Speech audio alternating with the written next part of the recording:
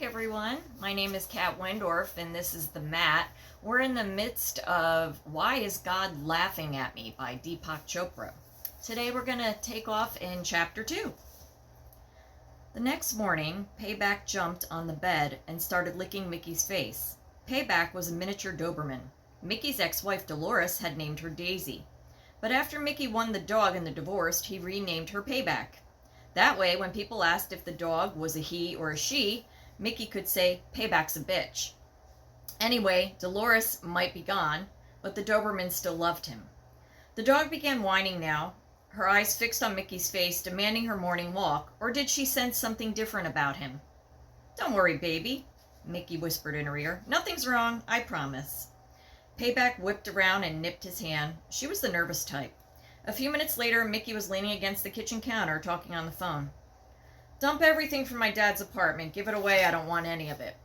Alicia, his agent, was on the other end. "What about the photos and family stuff?" "You go through it. I trust your judgment," said Mickey. He took a sip of his espresso. "You know, I've been thinking. I never do God jokes in my act." "You want to start now?" Alicia sounded dubious. "What's going on with you?" "Nothing." The eeriness of the previous night had faded. Whatever kind of delusion he'd gone through, it was temporary. Still, it would have been nice to talk to Larry for real one last time. Alicia said, "Get some rest, take a few days off. I can handle the predators." "Thanks." Payback was scratching at the door to get out. One side of the house, the side facing the ocean, was all French windows. Mickey put the dog's leash on, and they stepped out onto the beach. Payback barked frantically at the waves as if they were thieves creeping in to steal the sand. "You're a lunatic," said Mickey. It usually cheered him up to watch her madly charge into the surf, but today he felt glum and restless. He couldn't forget what Larry's voice had said. Not that any of it made sense. Like almost everyone he knew, Mickey was allergic to God. What good ever came from believing in a deity who watched and did nothing but genocide or AIDS or children starving? God either didn't exist or was someone to be avoided. That reminded Mickey of an old joke. An atheist is swimming in the ocean when he sees a fin of a great white shark. In desperation, he screams, "God, save me!" All at once, everything freezes, the heavens part, and a voice says, "Why should I save you? You don't believe in me." The atheist has an idea. "Maybe you can get the shark to believe in you?" Very well. The heavens close again, and suddenly the shark is heading straight for the atheist.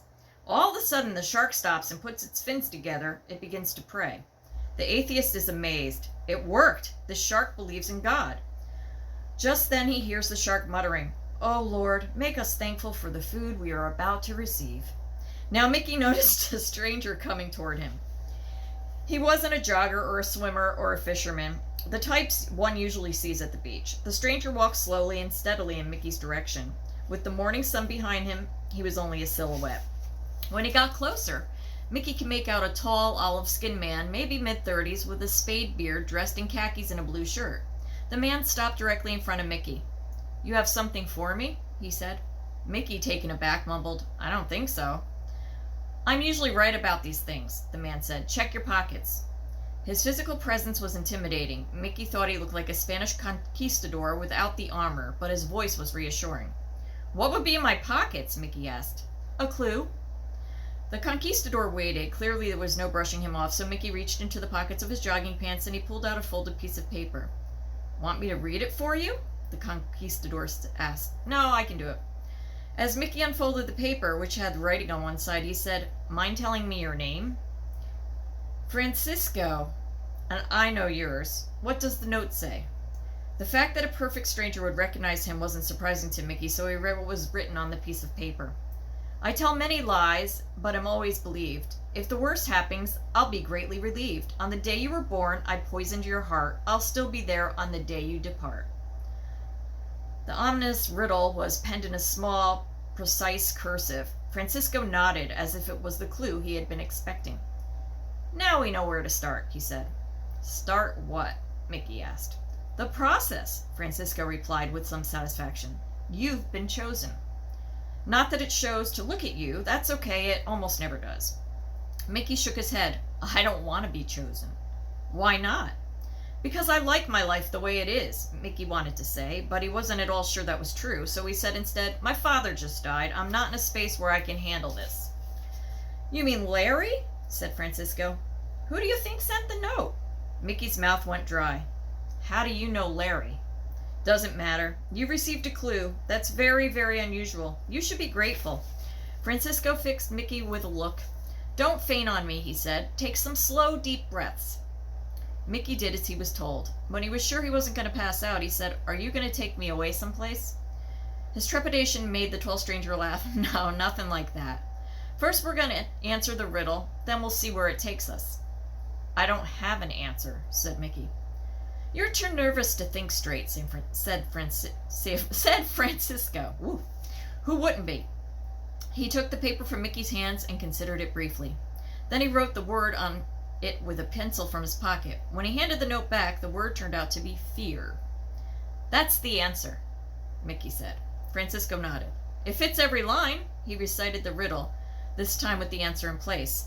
Fear tells many lies, but it's always believed. If the worst happens, fear will be greatly relieved. On the day you were born, fear poisoned your heart. Fear will still be there on the day you depart.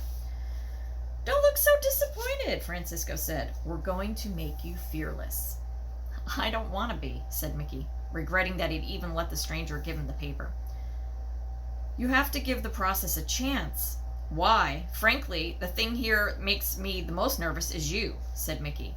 At that moment, he felt a nudge on his ankle. He looked down to see Payback staring up at him. She wants to go home. I'll see you. Francisco shook his head. You know what you remind me of? Somebody waiting to see the dentist. Most people in the waiting room don't show it, but they're all afraid. But when they come out, they're all smiles. Don't you want to come out all smiles? I'm already Mr. Smiles, Mickey said. He felt a guilty twinge for dismissing the stranger's offer out of hand. Nobody is totally fearless, he said. I am. The claim could have sounded like an empty boast, but looking into Francisco's eyes, Mickey almost believed it. His eyes were as steady as the stars and totally calm. Francisco saw the moment of hesitation as an opening. Just try, he coaxed. What would Mickey say? He wouldn't very well run away. It would prove the stranger's point about being afraid, and Alicia had told him to take a few days off. He might as well play along. The first thing, said Francisco, is that fear is a liar. Just like the riddle says. Mickey found it a little hard to hear him because they were standing on the shoulder of the highway that ran beside the beach. 6 lanes of cars and trucks roared by. Why are we here? Asked Mickey. Instead of answering, Francisco said, What would happen if you walked into traffic right now? I'd be killed. See, that's a lie. Try it. Are you crazy?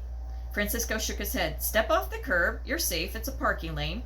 2 cars were parked in front of them with a space between their bumpers wide enough to walk between.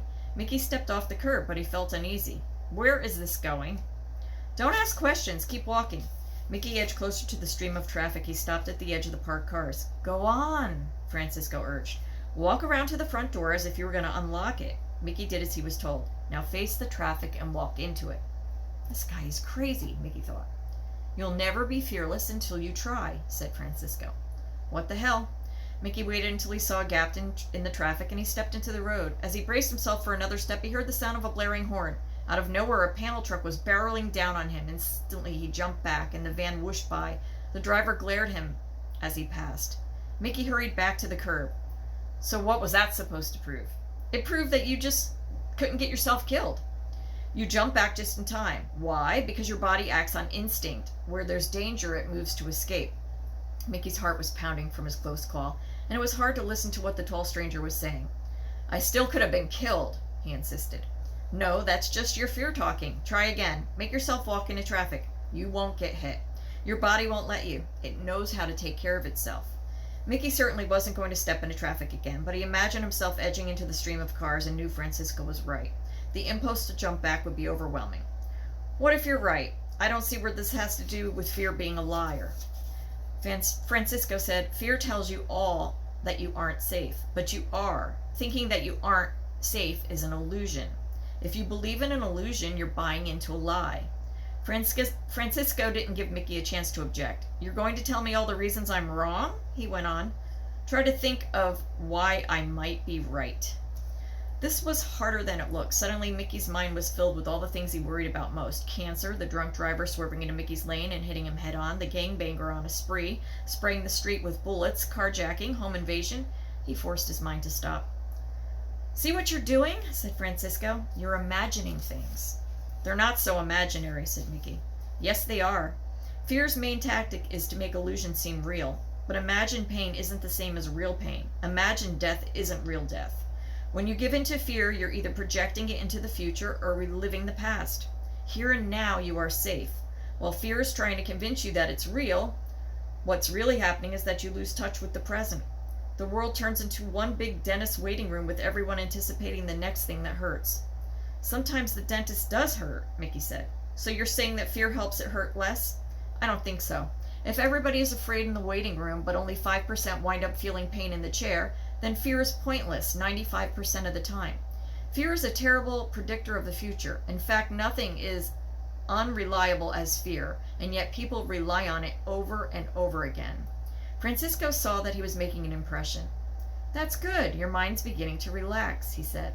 I don't know, said Mickey doubtfully. There's still that 5%. If the local weatherman was right only 5% of the time, said Francisco, he'd get fired tomorrow. It's time to fire your fear. Let's go. He started to walk away from the highway. In the near distance, a new row of beach condos was going up. We need something from that construction site, said Francisco. After a moment, he pointed to Mickey's pockets. Read the second line of the riddle. Mickey pulled out the paper. If the worst happens, I'll be greatly relieved. That's how fear works, said Francisco. Anytime one of your fears comes true, you give fear the credit for having protected you until that moment, which only encourages you to spend your whole life anticipating disaster. Mickey was feeling more relaxed around the tall stranger as they walked side by side with Paycheck trotting ahead. He still felt he was playing along, but Francisco could be right. A part of his mind, a small fragment, felt like it might be thawing. You're telling me that I should never be afraid, he said. That's unrealistic. Is it? Here's a story for you. A young woman goes to her doctor to get a checkup. I'm deathly afraid of cancer, she says. Are you sure I'm okay? The doctor says, absolutely, your tests are clean. You don't have cancer. But she's still sure she does, so a few weeks later the woman goes back. The doctor examines her again and again. He says she has nothing to worry about. She doesn't have cancer. This goes on for years. Every few months the woman goes to see the doctor, certain that she has cancer, and every time she doesn't. Finally, she's 80, and when she goes for her next checkup, the doctor says, I'm terribly sorry, I have bad news for you, you have cancer. Finally, she's 80, and when she goes for her next checkup, the doctor says, I'm terribly sorry, I have bad news, you have cancer. The woman throws up her hands. I told you so. It wasn't a story you could laugh at, but Mickey gave a wry smile. You get the point, said Francisco. Just because something bad happens doesn't prove that your fear was right. Fear will never stop trying to convince you, but when you choose to stop being convinced, you'll be fearless. By this point, they had reached the construction site. Since it was a weekend, no one was around. Francisco went over to the dumpster full of discarded scraps and rummaged through it. After a moment, he pulled out a long wooden plank. Here we go, he said, laying it on the ground. How wide would you say this board is, 6 inches? About, said Mickey. And how long, about 8 feet? Yeah. Let's see you walk it without falling off. Mickey stepped onto one end of the narrow plank and walked to the other. Easy, said Francisco. Mickey nodded. You're sure? Try again. Mickey walked back. Picking up the board, Francisco headed for the nearest condo block, located a fire escape, and began to ascend. Follow me. This particular block was almost finished, and when they got to the roof, Francisco looked around. There were 5 stories up. The ocean view reached the south to Santa Monica and the north to Malibu. Instead of taking it in, Francisco walked to the far edge of the roof, where there was a gap between this building and the next. He laid the plank down and it barely closed the gap. All right, walk it again. Mickey peered down nervously into the 55-foot drop. I can't, he said. Mickey said, no, I just can't. But you just did, twice. When we were on the ground, there was no problem. This is different. Why? Francisco regarded him for a moment. What's stopping you is fear. Rationally, you should have no trouble walking the same board you walked before, but fear tells you that you can't. Why believe it? Because if I fall, I'll break my neck, said Mickey. Fear pushes you to confuse what you imagine with what's real, Francisco said. Without warning, he stepped out into the plank. When he was suspended over the middle, he turned around. My balance is no better than yours. Now watch. He did a quick spin, and then he bounced lightly on the board, which bent and creaked under his weight. Watching him made Mickey almost nauseous with anxiety. Stop that! Come back! Francisco complied. When he was back beside Mickey, he regarded him. It made you feel afraid to watch me. Isn't that strange? You weren't in danger. You weren't even in imagined danger. I was afraid for you, said Mickey. It seemed like a reasonable thing to say, but Francisco was shaking his head. See how fear spreads everywhere? It even reaches into situations that have nothing to do with you, and every space it seeps into becomes full of danger. They crossed the roof and headed back down the fire escape. Neither of them said anything until they were back on the firm ground. "That's enough for one day," said Francisco. "Should I find you again?" "Your choice." Mickey was guarded. "What's next?" "Today we flirted with fear. Tomorrow we get serious about it. Maybe add a touch of terror. How does that sound?" "Awful." "I'll tell you what's awful. Read the last 2 lines of your riddle," Francisco said. Mickey took out the paper and read. "On the day you were born, I poisoned your heart. I'll still be there on the day you depart." When Mickey had finished, the tall stranger said, "I can make you a promise. If you don't go through with this process, you'll be really afraid until the day you die." "Really?" "Really." On that note, Francisco departed. Mickey soon realized that he'd forgotten to ask what all this had to do with God laughing. He was pretty sure that there had to be a connection somewhere. Larry wouldn't sabotage him, and if he had, death means never having to say you're sorry. He could hear Alicia scolding him, "Don't steal material, Mickey. You're better than that." And that's the end of chapter 2. So, what's the takeaway? Something I tell my 6-year-old granddaughter every day. You have nothing to fear. You should fear nothing. And with that, we'll leave it there. Let you ponder on that and why is God laughing? And we'll come back again in a couple of weeks and we'll go over chapter 3. Namaste.